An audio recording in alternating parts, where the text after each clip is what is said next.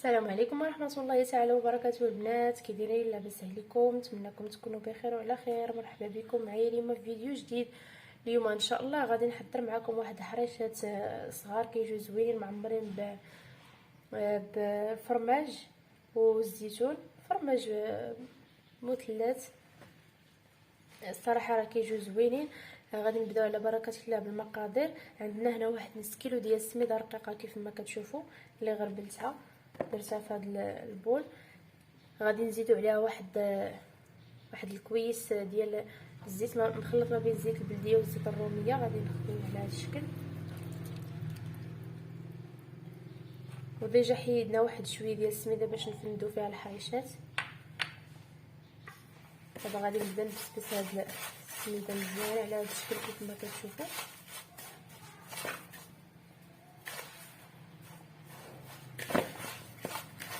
هذا الشكل صراحه هاد الحريشات راه كيجيو زوينين مالحين. نتمنىكم تجربوهم ونالوا الاستحسان ديالكم كما كتشوفوا.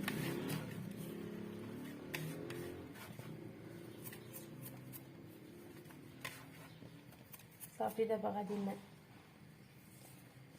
غادي نزيدوا واحد نص كاس ديال الماء اللي يكون دافي كيف ما كتشوفوا.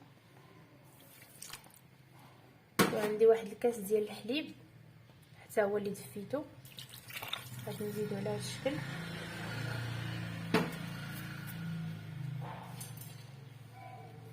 وعندي واحد نص معلقه ديال الخميره.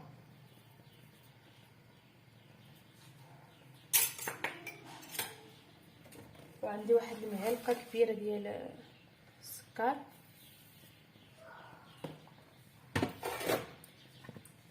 صافي غادي نديرو شويه ديال المليحه.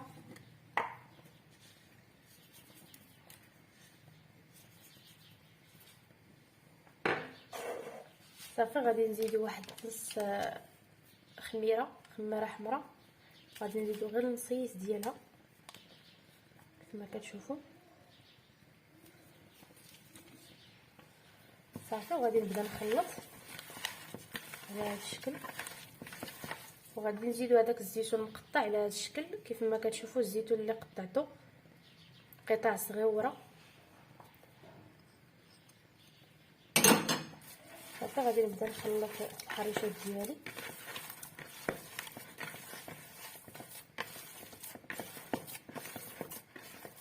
صافي غير بهذاك نص كاس ديال الماء كويس ديال الحليب غادي يتجمع لينا الخليط. كي شافوا ما تجمعش غادي نزيد شويه ديال الحليب حتى يتجمع لينا الخليط. صافي دابا كيف ما كتشوفوا غادي نخليوها واحد شويه ترتاح تخمر. من بعد غادي نرجعوا معكم كيف ما كتشوفوا معايا. من بعد ما ارتاحت لينا هاد الحريشات ارتاحوا شويه، خليناهم تقريبا واحد 10 دقائق حتى اختمروا لنا شويه. صافي خدينا واحد الغلاقه كيف ما كتشوفوا على هذا الشكل. انا راني بديت كنطيب فيهم. صافي غادي ناخذوا شويه ديال السميده اللي حيدنا من قبل. غادي نبداو نرشوه على هذا الشكل في هذه الغطايه.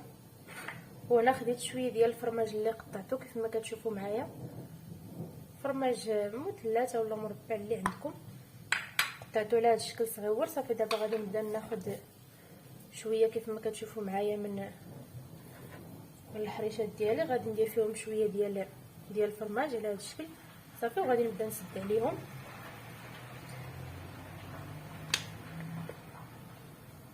صافي وغادي نبدا نديرهم في هذه الطايه بحال هكذا. غنزيد شويه ديال السميده.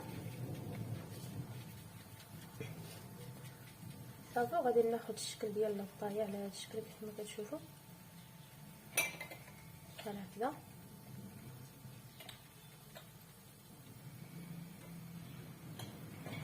بحال هكذا. صافي حتى نقاد الوجه ديالها. من بعد غادي نبدا صافي وغادي نديها للمقله. نعاود معكم وحده اخرى كيف ما كتشوفوا. غادي ناخذ شويه ديال العجين غادي ندير فيه فرماج على هذا الشكل. صافي وغادي نحط العجينه ديالي هنا، الحريشه ديالي صافي، وغادي نبدا نبسط كيف ما قلت لكم.